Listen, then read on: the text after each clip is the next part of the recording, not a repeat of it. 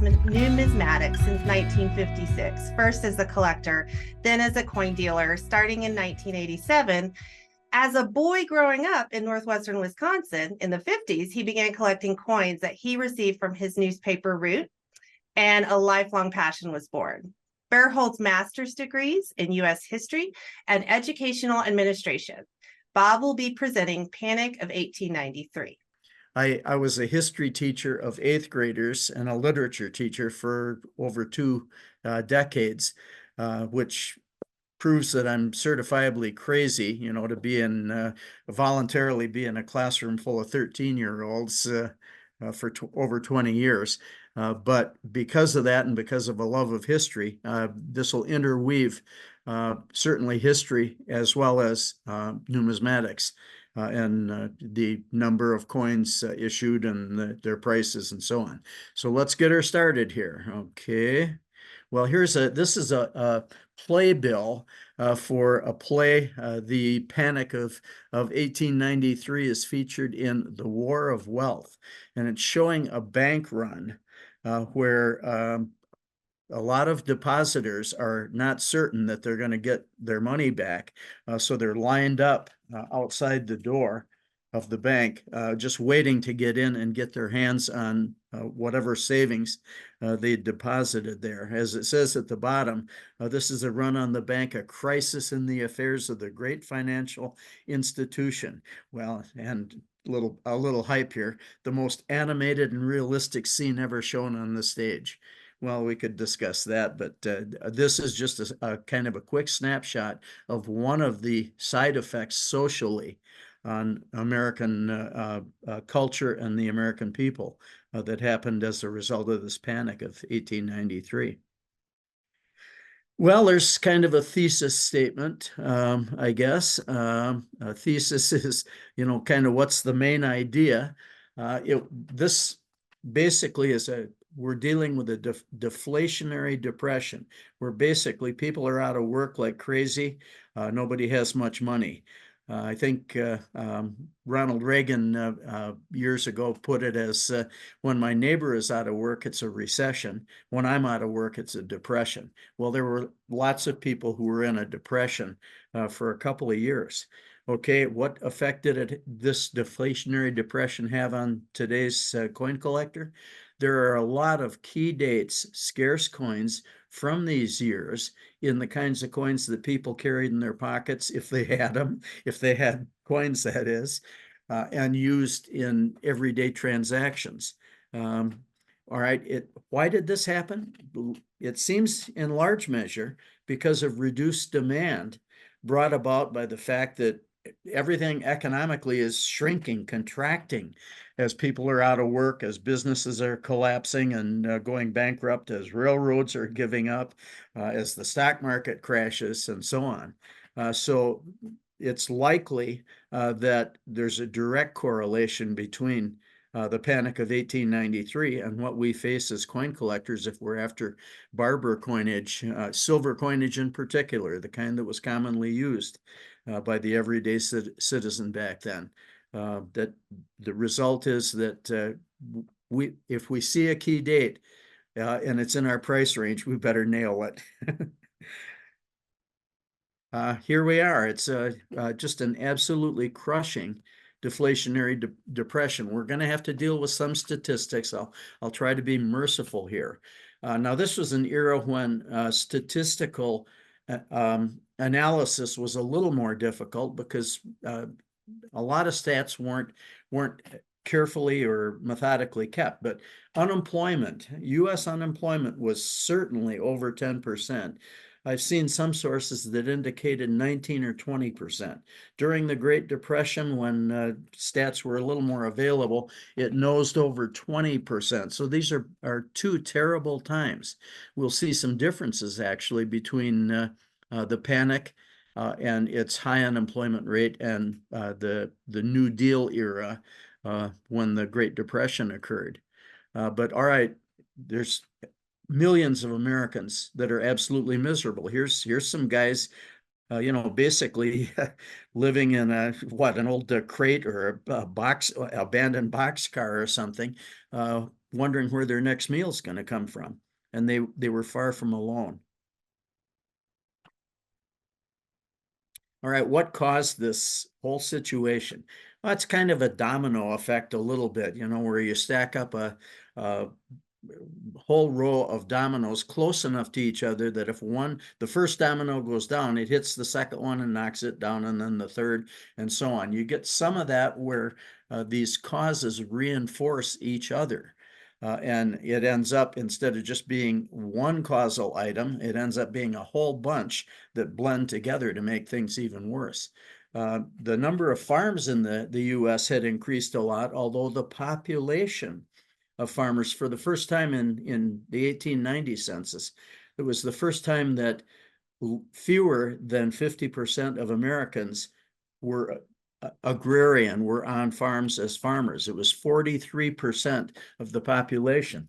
And the biggest reason for that was the incredible waves of immigration from Europe, immigration to the US in the 1870s, 80s, and into the 90s, where Staten Island, Boston, New Orleans, the major Atlantic ports, are just taking in all kinds of people.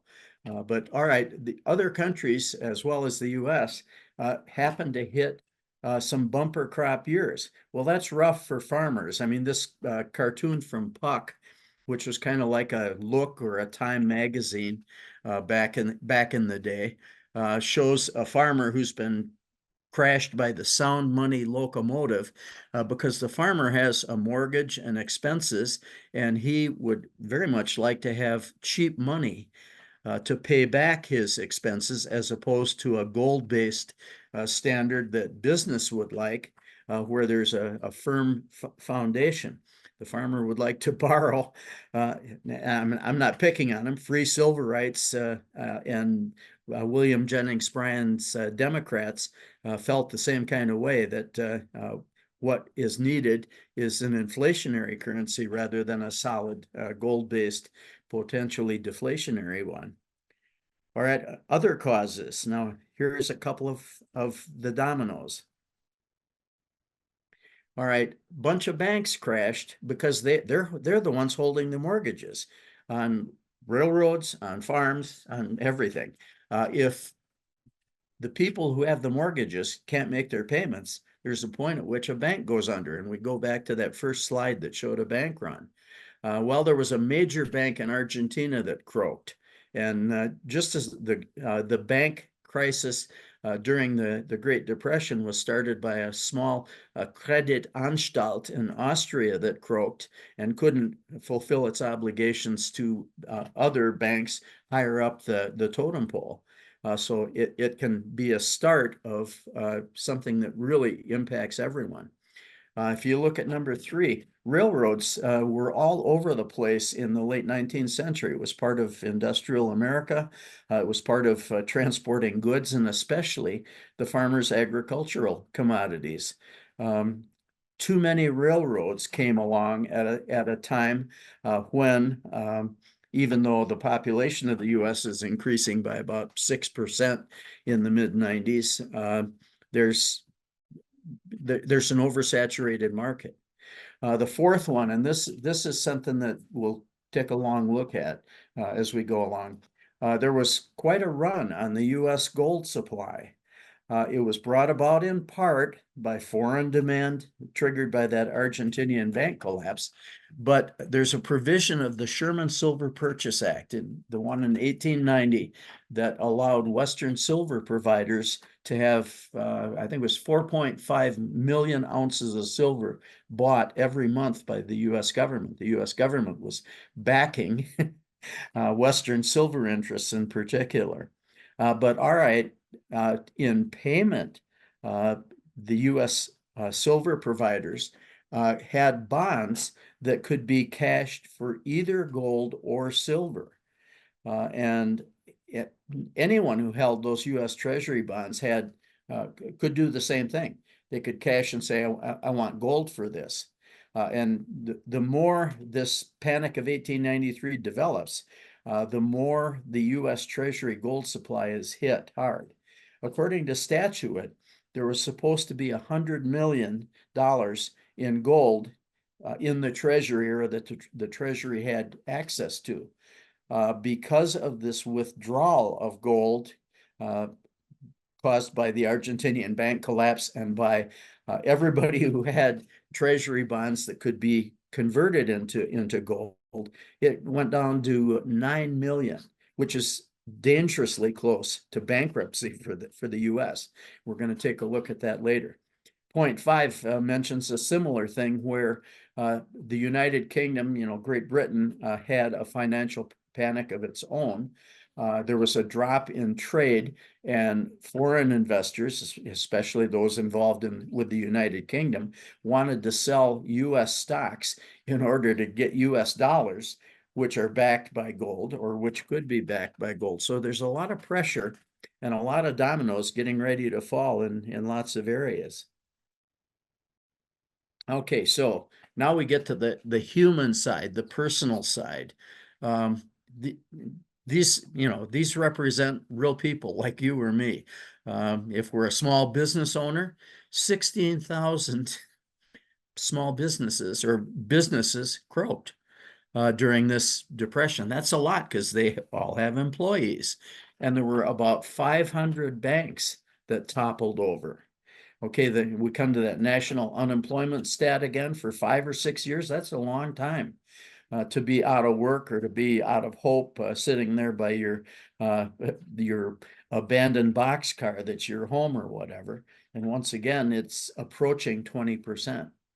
It was a period as a result of substantial social unrest. We're going to take a look at what was called Coxey's Army, but there were also some strong labor strikes, the coal miners' strike in '94, and the Pullman railroad cars, where their workers went on strike. They were almost forced by Pullman to live in a Pullman village where they bought their groceries from the company store, et cetera, et cetera. And during a time of economic contraction, they too had a lacking of money.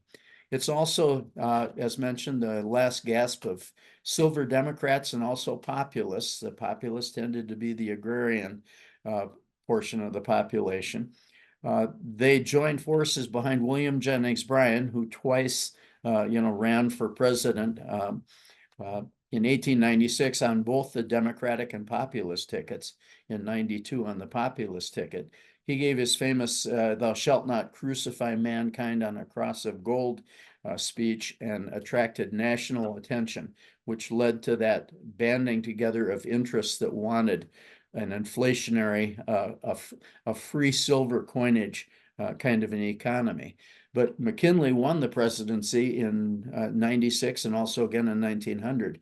And for that period, then the gold standard was going to be it, that there wasn't going to be an easy inflationary increase at that time. All right. We also saw the progressive movement. And this is kind of interesting because part of the Panic of 1893 was the government involvement in that was essentially zero. Philosophically, it was felt that by most people that government should not be involved in the private economy. Well, we come to the progressive movement and later to Franklin Roosevelt's New Deal, and for better or for worse, saw, to oversimplify somewhat, those forces, the progressives and Roosevelt and so on, saw, okay, what's important here? Should we maintain a philosophy, or should we try to help take care of millions of people that are having a tough time?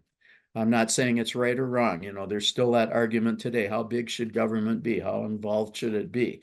But the progressive movement was a start when it's doing things like child labor laws. So 9-year-old boys aren't, chiseling chunks of coal out of a narrow vein that they're in school. Instead, Pure Food and Drug Acts, so that if you buy some meat and eat it, you don't die from ptomaine poisoning. or theoretically you don't. And also labor unions developed strongly in the late 19th and early 20th century as a way to try to involve the public in more in the way that the economy worked and the way the economy ran. Here's a shot from one of the contemporary magazines. Yeah, there was a stock market crash starting in May of 1893. And here's another domino. There was a lot of over speculation. There's a good article that Eric Brothers, he's a regular numismatic writer for the Numismatist, did on the extent to which the stock market was way over speculated in things like sugar, which the sugar industry, if you will, or producers, paid big dividends and showed big profits, and Americans to this very day love sugar. So it became crazy. People over speculated there. Brothers also mentioned incredible speculation in one of the leading companies that made ropes, which were in common use at that time. And eventually that company got overextended and crashed, and it was part of this stock market crash where by June, this picture was the first day in May when the stock market began to realize that what they were doing and the reality outside the building weren't really quite the same. And they're moving in a panicked way, trying to seize their profits. Here's Jacob Coxey. Coxey's army was mentioned earlier. He was a small businessman. He had a quarry in Ohio, near Massillon, Ohio, that had some really great silica sand for making glass. So he was kind of comfortable, middle-class small businessman. But as the Panic of 1893 began to unfold, he was one who thought, man, the government has to help us out in some way. He thought, he had a buddy that went along with him on this. He said, let's try to organize a march to Washington. It'll be probably the first direct contact of people, citizens in the US with senators, representatives, with the government. And they were going to do it by marching from Massillon, Ohio to Washington, D.C. It was well publicized. It started out small, but like a snowball going down the mountainside, picked up people. When they'd pass through towns as they were headed east, other people who were out of work and out of hope would join them. We'll take a couple looks at who Coxey's armies was. At its peak, it was probably about 500 or so people. But man, if you got 500 people willing to walk many miles to go plead with their congressional representatives to find a way to put us to work, that's all they wanted. They weren't saying, give me a handout. They were saying, look, many of them were Civil War veterans. They were saying, we did our part. We helped bring the Union back together again.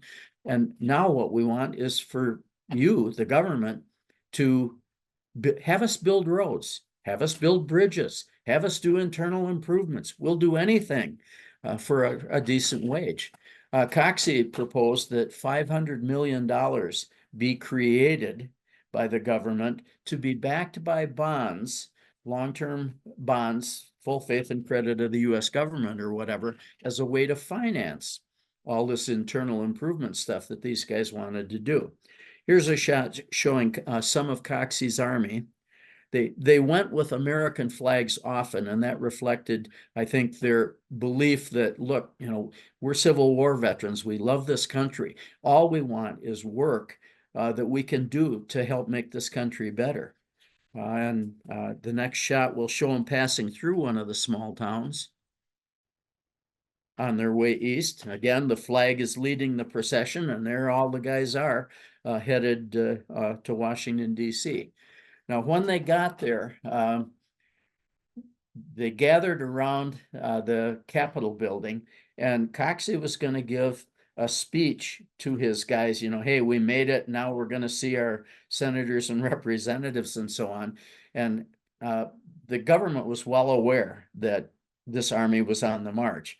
When Coxey went out on the lawn in order to walk over to the steps, he was immediately arrested for trespassing and thrown into jail, along with his right-hand man. And without the two leaders, the movement was quite disorganized. They didn't have any kind of a hierarchical structure. They just figured, hey, we'll go and present our case to our representatives and say, we'll help make this country greater. Just pay us, give us money for the work that we do. But all right, that became then part of, in a way, that sentiment, that the idea that they felt strongly enough to march many miles to speak to their representatives was also a contributor to things like the progressive movement. Well, here's Grover Cleveland, who was a solid gold-based, business-based Democrat at that time. Not that there's anything wrong with that, but he was one who, for instance, in Texas, there was a drought, and Texas farmers, ranchers, were asked the government for some help with seed. Buy some seed for us, in effect, so we can grow our crops. Cleveland basically said, no, that the Americans are self-reliant. You need to, pull yourself up by your bootstraps and deal with this yourself. And I'm not criticizing him, but Coxey and Cleveland kind of represent opposite ends of the spectrum in terms of what is the government's role in something like the Panic of 1893. Oh, here's Civil War buffs out there will recognize from this guy's features who he is. This is John Sherman, who's the younger brother of William Tecumseh Sherman, the Union general who took Atlanta just prior to the 1864 election, and almost certainly that was a major factor in Lincoln getting reelected to be the first president since Andrew Jackson to have 2 consecutive terms. But he was the author of the Sherman Silver Purchase Act, also the Sherman Antitrust Act, as monopolies like John D. Rockefeller's Standard Oil were acting in restraint of trade by working out, Rockefeller in particular, working out special deals with railroads to transport Rockefeller's oil way cheaper than anyone else's. And what that did is raise the overhead for other oil companies such that many of them broke, and Rockefeller moved closer and closer to monopoly. But so the Antitrust Act dealt with that. As mentioned, the Silver Purchase Act it's absolutely great if you're a Western silver mine owner, because now there's a floor, a price floor for your silver, even though with the Comstock lode, which didn't really, it peaked at about 1877 or 78, but still maintained lots of available silver for decades through most of the 19th century. But all right, Sherman helped them with the Silver Purchase Act, and this led in part to the conflict of, are we going to have a 16-to-1 ratio silver to gold? Are we going to have free coinage of silver? Are we going to be a gold standard country, etc.? And that was the sort of conflict that had to be resolved. Here's J.P. Morgan, and J.P. Morgan was a smart guy, financier, still survives today with his name on the J.P. Morgan Chase banking chain, which is one of the major banking operations in the world. But J.P. Morgan knew, inside sources, I'm sure, that the U.S. government was way, way below the $100 million reserve of gold that it was supposed to have by law. He knew it was around 9. He got an audience with Grover Cleveland, President Cleveland, and said, I know you guys are, we're all in trouble here, and the U.S. is teetering on the brink of bankruptcy. If we keep losing gold because these bonds are being called in. And by the way, I forgot to mention with the Sherman Silver Purchase Act, it was revoked in 1893 because the bonds that could be cashed for gold. Treasury didn't want to issue those anymore. That's why they're down from, in part, why they're down from 100 million that they had to have to 9 million. But all right, Morgan's deal was, and he was financed also by the Rothschild family in Europe. So they had the gold to deliver on this. Basically, he told Cleveland, we'll give you the Rothschild family, and I will give you 65 million in gold, and you're going to give us long-term bonds that will pay a fixed rate of interest for 30 years. And we'll all publicize the fact that the U.S. Treasury has this incredible $65 million reserve now that's added to what was there before. It'll be part of restoring confidence. Well, what's Cleveland going to say? No, I'll take a chance that we're going to be able to hold on to the last 9 million and the U.S. won't go bankrupt. He took it. And it was a profitable deal, certainly for Morgan and the Rothschilds, but it was a saving deal for the United States Treasury and, for that matter, for the United States. Okay, you guys have been good. You've listened to all this history. No one was passing notes that I'm aware of, or flirting with attractive classmates or whatever. So I thank you for that. Now let's get to what we came here for, and which is coins in a way. Let's take a look at mintage comparisons first on coinage, silver coinage from 1892, before the panic started, to 1895, when it was beginning to slow down, to come back a little bit. All right, to compare these mintages, there are some things you got to keep in mind. First point, Philly always turned out more coins than the branch mints, San Fran or New Orleans. Why is that? Well, that's where the immigrants are, near where the immigrants are landing when they make it to Staten Island or Boston or whatever. Philadelphia had a lot more people, a lot more commerce. So the mintages are always higher for Philly. Number two, if you take a look at mintages, you scratch your head and say, wait a minute, the branch mints, San Fran and New Orleans, there seem to be some greater mintages for 95 than 92. How does this fit with the idea that there's a deflationary depression contracting the economy?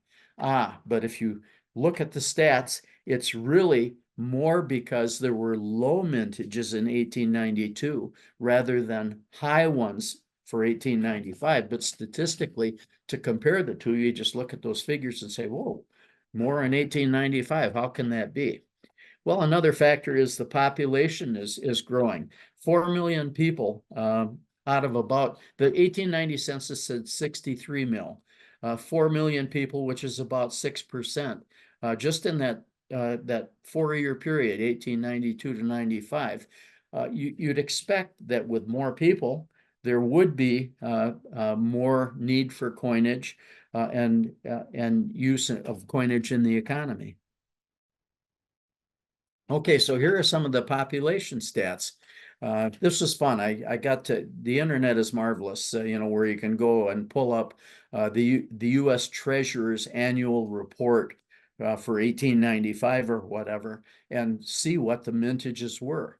All right, in 1895, we're looking at dimes here. Dimes are going to be interesting. Any of you people out there that are barber dime people will probably know much about this, but anyone thinking about barber dimes, this presentation and some of these stats may cause you to think, holy cow, if I see a good one that I like at a price I can afford, I better get it. It won't be around long. But let's look, 1895, population 690,000, it's down 94.3%. I'm not going to read the whole slide, but just look at the percentages. Down 94.3, down 88.5 in New Orleans. San Francisco up, but it's still a low mintage for dimes, slightly over 1 million. All right, and the year total, once again, because of typically Philadelphia, doing more mintage, is down 86.7%. All right, let's look at quarters. Down 46.1, up 14.5, up 54. The total is down 29.3% because of the much greater mintage at Philly, 4,440,000. Let's look at halves. Okay, let's see. Now this was an anomaly, and this was a hard one for me to figure out. And I haven't researched this too extensively, so I've got some speculation coming here. But all those figures are up. How can that be? Up 50.9, up 470%. That's the one I went after first. And that one I do have an explanation for. San Fran up 7.6. That's not too much. Mintage is still fairly low. All right, the total is up 200.1%, mostly because I think of New Orleans being up 470. So let's look at bullet point below some likely answers to see what was going on in New Orleans. All right, in 1892, first year of issue for barbers, this was the first time that New Orleans had made half dollars. So they didn't make any for various reasons until after June 30th. So they really only have half a year to do mintages in 1892. All right. They got fewer die pairs than the other mints, 20 die pairs to do halves, while the P and S mints got 32 die pairs. All right. For all of its silver coinage, there's the stat on how many ounces of silver for all silver coinage New Orleans got.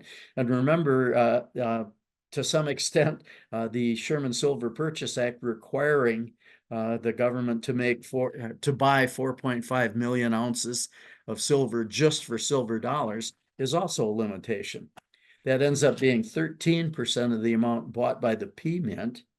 Once again, bigger population, later start in the year probably, and it's 79% of the amount bought by the San Fran Mint. So this one I'm pretty confident about. It's not that the 1895 New Orleans mintage of halves was so high, but for those reasons cited in that bullet point, 92's was so low. All right, another, and this is a speculation. It appeared in late 1894 and the first half of 95 that the economy was turning the corner, was improving.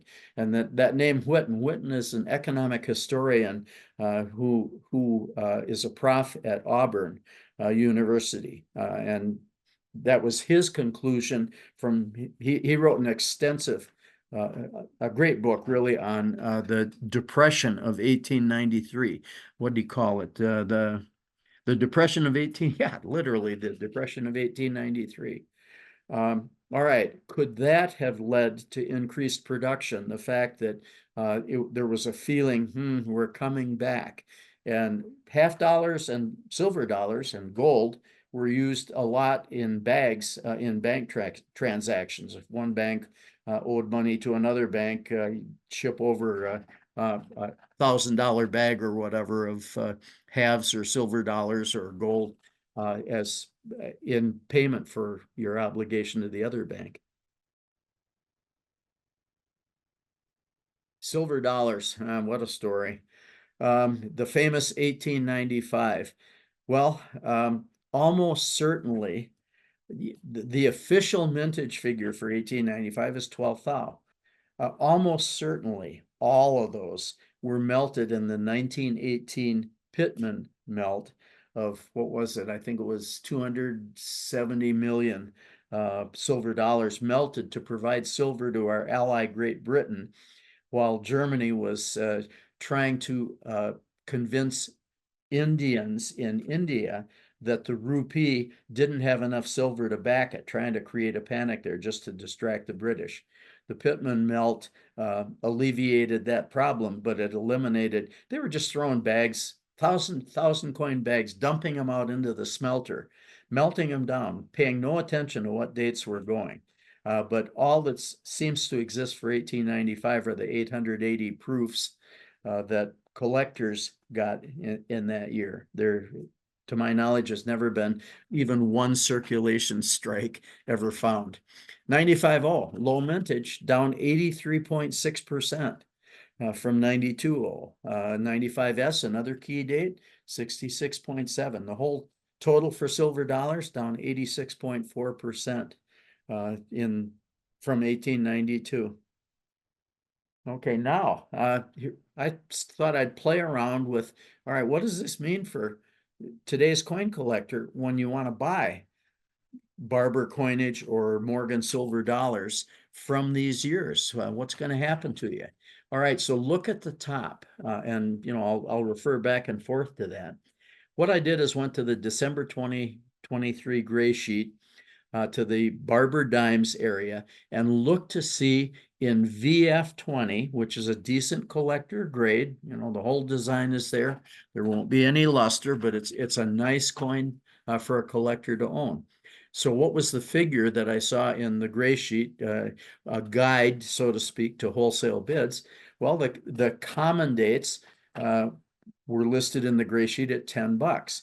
So, okay, then I searched out the prices in gray sheet for each of the 1893, 94, and 95, and into 96 Barber Dimes to see, all right, what are their VF bids according to gray sheet.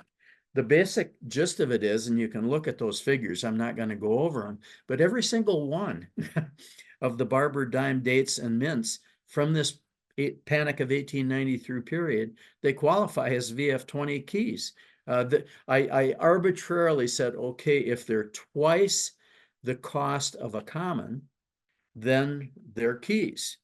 You can argue with that definition, but it gave me something to work with.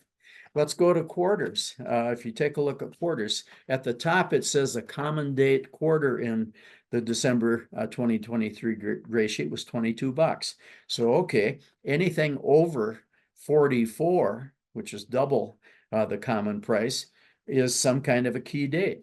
Basically, you hardly see any commons, but you know what? They're all Philadelphia. And we come back to that idea of much greater mintages at Philadelphia because of the population density in the along the eastern seaboard and in the area served by the Philly Mint. Barber half dollars, well, a common half dollar, quote unquote, is 124. So anything over 248 would qualify as a key. Now I have in blue the 1892 and remember that one's at 600, but remember that whole deal about how they didn't start until the 30th of June. They had fewer die pairs, they had less silver than the other mints, and the 1892 is a key for those reasons. But all right, if you take a look here, the branch mints tend to be the keys and halves. And although there are some exceptions like the 93.0 and the 94.0, 94S, 95S, basically the Phillies are the common ones for half dollars. The Morgans, kind of a similar story, I guess. A Morgan dollar, $36 is gray sheet bid for a VF20. So anything over 72 qualifies in this little analysis that Bob Bair did. As being some kind of a key date. Most of them are expensive and some of them strongly expensive. Look at the 93S or the 95S is pushing a grand and so on in VF. The common ones, well, there aren't many. The 1896 Philly leads the way at qualifying definitely as a common date. But all right, so what we have with all the coinage in VF is, geez, there really are a lot of coins that could be considered key that if I'm a collector of Barber dimes, quarters, half dollars, or Morgan dollars, I better keep my eyes out. If my budget says my collection is going to be VF, then I got to keep an eye out for some of these key date expensive, quote unquote, coins that I want for my collection. I also did this for using a gray sheet for MS63. And I said September up there. I didn't change it. I did this for December also. Didn't change it on the slide, my bad. But all right, in Barber dimes, same story again. All the Barber dimes except 1893 qualify as MS63. And I did it the same way. I doubled the common price. So If you look at the top dimes in MS63, 155 times 2 is 310. So anything over 310 basically got us there. Did I do that right? Or yeah. All right, look at quarters. A lot of keys. The 1896S, 17,000. That's pretty steep. If 265 is the basis for a common date quarter, you know, a little over 500 pushes it up over there. And even the common ones, by the time you get to MS63, are hard. And there are some reasons for that. If you think about it, well, first of all, collectors during this panic of 1893 had less discretionary money to, for instance, get an uncirculated quarter and put it in their cabinet or in their drawer or whatever. Many of them didn't have that luxury anymore. They had to be buying bread for their family or whatever. Also, there was another strong recession in 1907. The Great Depression itself was pretty enormous, and any collector who had an uncirculated coin might have felt pressure, or his heirs might have felt pressure to spend it to buy food or whatever was needed. So here's another pressure on MS coins, barber coinage from this era. Just the number of years that there were difficulties for collectors in maintaining their collection. Barber half dollars down there. There are more common ones there using the figure of 780 times 2, 1560 or whatever. But there are some killer keys there as well. And even the common ones aren't to be sneezed at. Morgan silver dollars, really the only common one is 1896. If you double 77 bucks as a common date MS63 silver dollar. So here's a huge impact on collectors. The low mintages, the number of years where there was pressure for these coins to circulate, etc. So, you know, you barber collectors out there or would-be barber collectors, pay attention. And third time I've said it, if you see one that fits your budget that is a nice, original, eye-appealing coin, you better get it. Okay, kind of the summary conclusions, I guess. Well, with just a few exceptions, a couple in the half-dollar category, for instance, the Panic of 1893 played a major role in lowering mintages of almost all 93 to 96 silver coins. And that obviously, once again, with the number of years that have passed, that impacts us today. All right, with lower, and here's that reinforcing that point, lower mintages to start with, passing through 60 plus years, 2 major economic depressions, coins circulated then, even if they were nice MS63s, and which they didn't have the Sheldon standard scale in those days, but collectors then as now, I'm sure, would prefer a nice new coin to one that had circulated, but they had to spend them in lots of cases. Okay, and the bottom line said again and again, from Q. David Bowers, buy the keys first, and also buy the best grade you can afford. All right, if those two things are your guiding principles, and you've come to know the grading standards for the coinage that you want to collect, or you have some good mentors and good books and good videos. If you do those two things, you keep your eyes open for the coins from 93 to 96 in that coin series. So, okay, that concludes today's presentation. You guys have all been very patient.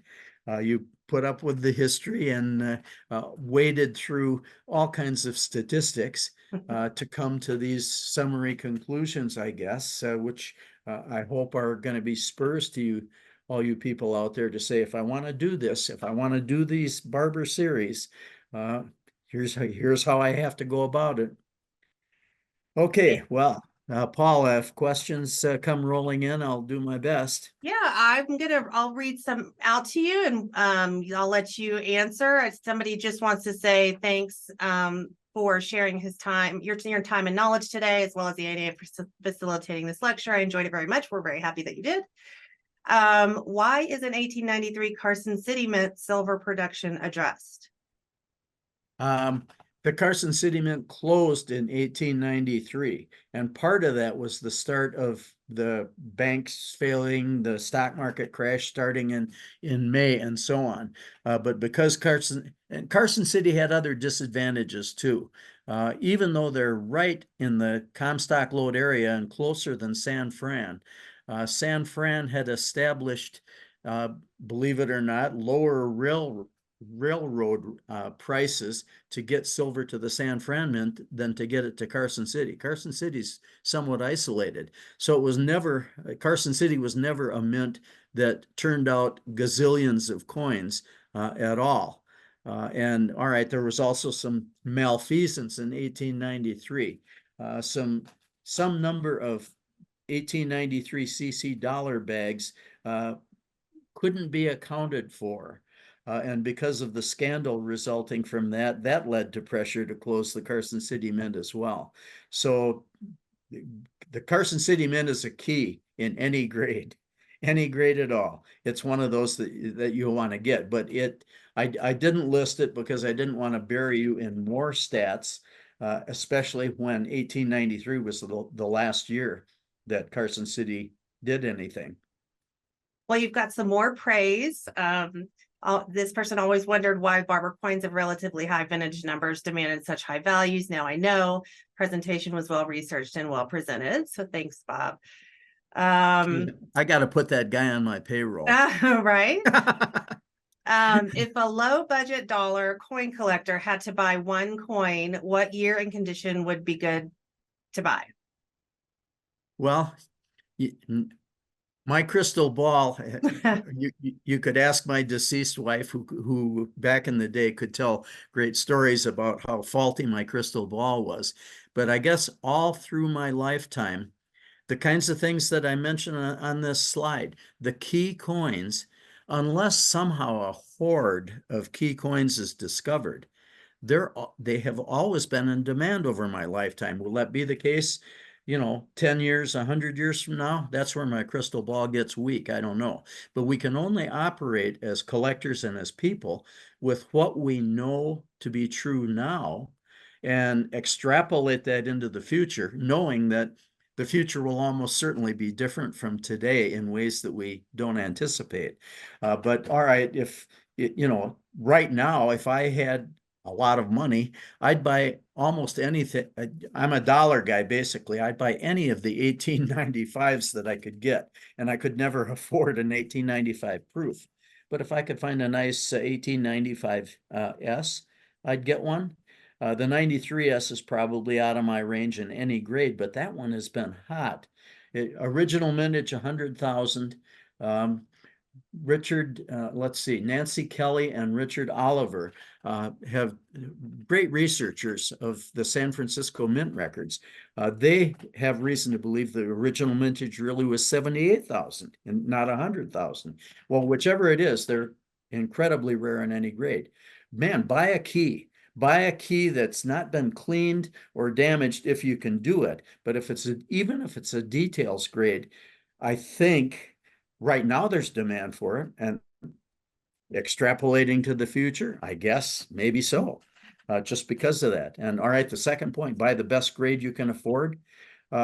Sink some money into a decent key coin.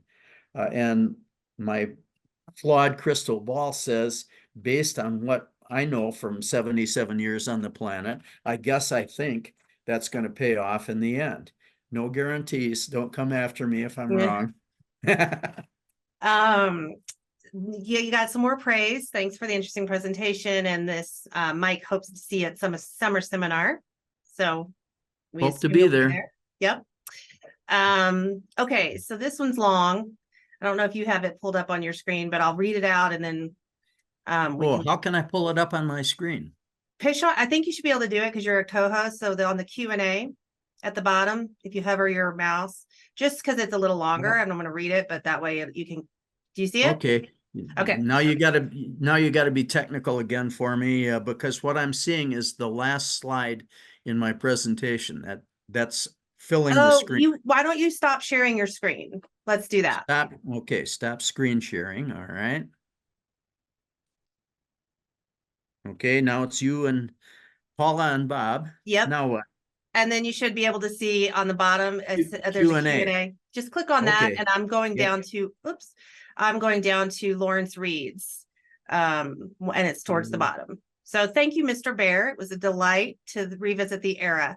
I did a dissertation on the Panic of '93. I just want to point out that more than the problems in Argentina and UK, it was the operation of the Sherman Act that drew down the gold reserve well below 100 million. That was because under Sherman, you could get twice in gold what your silver was worth if you took it to the treasury compared to the open market. The government stupidly was paying 16 to 1 when in the market, the silver was worth half that by 1893. Yeah, and I totally agree with that. That's good for you, Lawrence Reed, for bringing that up. Yeah, as I mentioned, the fact that the Western silver miners were getting paid in bonds that could be converted to gold, and the fact that a 16 to 1 ratio was in favor of anyone who could get gold for their bonds led to that. You've summed it up nicely. I appreciate that. Okay, what is the definition of a key coin? Oh man, it's I guess I'd say a key coin is one that prices and, for instance, coin show and internet demand show that lots of people are interested in that coin. A key coin is that's the one you should get first. The common ones are, well, so far at least, they've always been around. Are they always going to be around in the future? Broken crystal ball again. But the keys, unless a hoard is found, the scarce ones, the ones in high demand, like the 1893 S dollar in any grade, even if it's been abused, currently and throughout my lifetime, it's been a big deal. So that's a key. You can tinker with that definition any way you want, but the basic idea is some of the coins in the series you collect are going to cost more and be more as a result of demand, and are likely, perhaps, to continue into the future, barring the discovery of an incredible hoard. So buy the keys first. Q. David Bowers coined that years ago, and it's just something to have engraved on your forehead so you don't forget it. You've got much more praise in here, just people saying thank you for a well thought out presentation. And then we've got, do you think that some of the prices of these coins are kept artificially high? For example, nearly all Hawaiian coins from 1883 are listed on eBay as buy it now with a high book price, which whenever one comes up as an auction, though, it often sells for much less than the other similar graded buy it now prices. People on eBay or sellers anywhere can list any price they want. And if you search eBay much, you'll see just where someone is trolling for a person who either doesn't know what he's bidding on or has so much money that he doesn't care. And they're put out a bid of, $100,000 or something for something that you should be able to get for 1,000, just to see if anyone hits on it. Yeah. I wouldn't rely on eBay for lots of reasons. I wouldn't rely on them for price. And I've done some research on counterfeiting. Brian Silliman, who's going to do a presentation in March at the Broadmoor, is an absolute expert, and I've spent some time with him. But eBay is a major place where counterfeit coins are bought and sold. Raw coins, even coins in slabs. The Chinese are getting better and better at faking the slabs. Personally, I'm not buying on eBay anymore, but that's my decision. You have to decide. But I would definitely not rely on eBay as a source of pricing at all. The gray sheet or Numismedia, those are two dealer wholesale guides or publications. Everyone at a coin show who's well into coins is carrying around a gray sheet or has it on their phone, or Numismedia. They're both incredibly good sources, but not eBay. Thank you. As a little plug for the education department here at the ANA, Brian Silliman,